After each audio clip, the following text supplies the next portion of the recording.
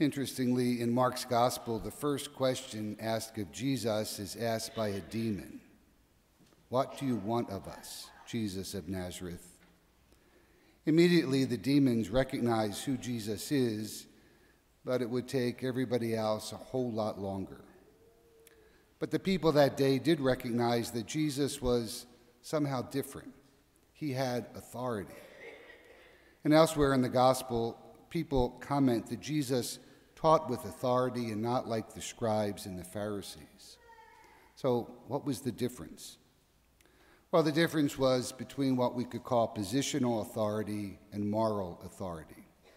And sometimes those who are under positional authority lack moral authority. We see that a whole lot in our leaders. And often those who have moral authority really have no positional authority. But for those who do have positional authority, having moral authority as well makes them leaders that history remembers and history admires.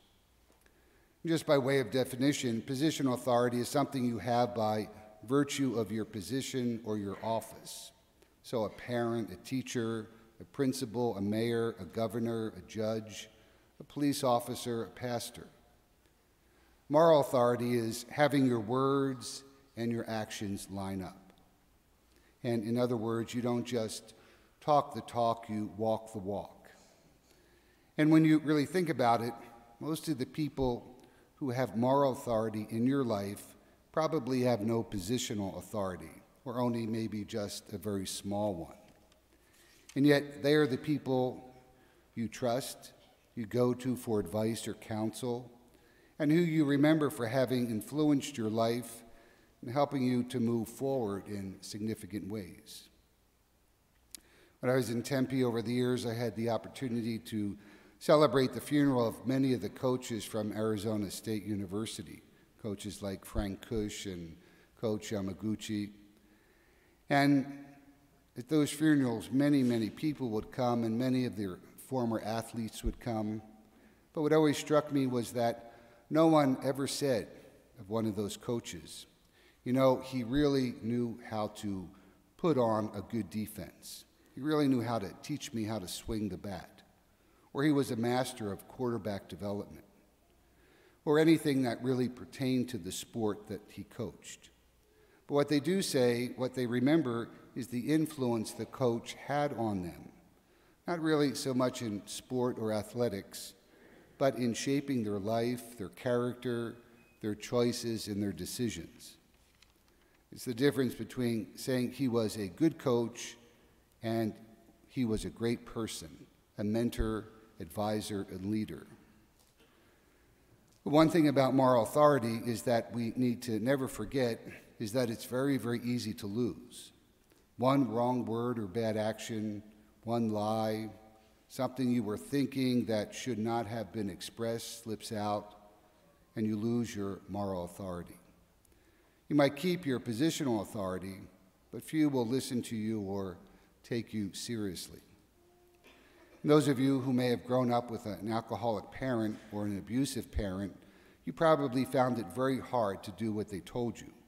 The do as I say, not as I do, really falls flat. And to be fair, all leaders make mistakes, and we forgive mistakes. But what we don't forgive is making excuses. And it's easy to think of examples of people, whether in politics, religion, sports, academia, that lost their moral authority because they made excuses for their wrong behavior. You see, the reason you want to have moral authority is because it allows you to influence others. As a parent, you certainly wanted to influence your children, both when they were growing up and even now. Or as a coach, if you were a coach, you wanted to influence your players to extend your influence on your players to extend well beyond the time they are members of your team. Or as a teacher, you wanted your influence to go beyond the class that you taught your students that year. But to do that, it really does help if we have a leader to follow whose moral authority is beyond question. And of course, we do. Jesus is whom we follow, and he is the leader that never enriched himself at the expense of his followers. And what he expected of others, he expected of himself. The life he lived, his concern for people, his lack of entitlement, all allowed Jesus to possess and maintain his moral authority and to allow it to influence others, even 20 centuries later. And at every step in his public ministry, Jesus knew the demons were trying to set him up for compromise, to not walk the walk, to not let his words and his actions line up. We see it often when Jesus meets the lepers. What does he do? He comes in contact with them, he has to go into quarantine, and he can't continue his mission. Or how about the Roman centurion? Everybody is looking at him. The people of the day hated the Romans.